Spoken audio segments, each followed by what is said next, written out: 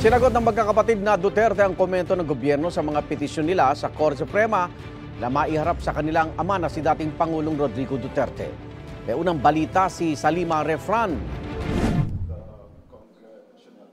Git ng magkakapatid na Paulo, Baste at Kitty Duterte, hinimut kundi may saysay pa ang hiling nila sa Korte Suprema na utusan ng gobyernong pabalikin at iharap sa kanilang amang si dating Pangulong Rodrigo Duterte. Sagot nila yan sa komento ng pamahalaan sa petisyon nilang writ of habeas corpus sa Korte. Sa tugong yan, iginit nilang walang jurisdiksyon sa Pilipinas ang ICC. Ginamit nila ang taliwas na opinyon ng dalawang hukom ng ICC Appeals Chamber nang ibasura ng ICC ang apela noon ng Pilipinas na itigil na ang investigasyon ng ICC sa nangyari noong drug war.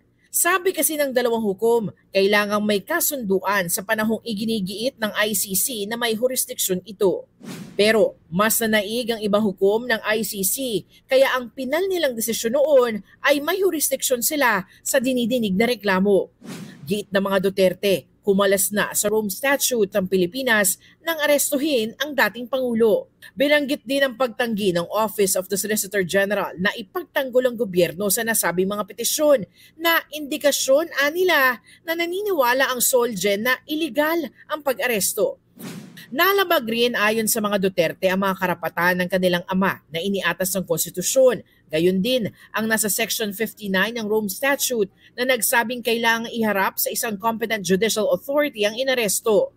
Pero ang nakalagay umano na petsa at judicial authority kung saan iniharap si Duterte sa kanyang ICC transfer form ay do not know. Inilakip nila ang form sa tugon nila sa korte. Binanggit din ang sinabi sa Justice Budget Hearing sa Senado ni Justice Secretary Boying Rimulya na kung idadaan sa Interpol ang arrest warrant ay kailangang idaan din ito sa korte.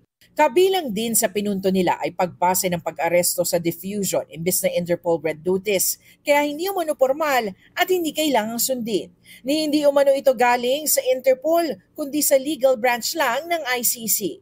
Git ng mga Duterte, isa itong politikal na pagsuko ng isang Pilipino sa isang banyagang korte, kaya iligal, depektibo at labag sa konstitusyon.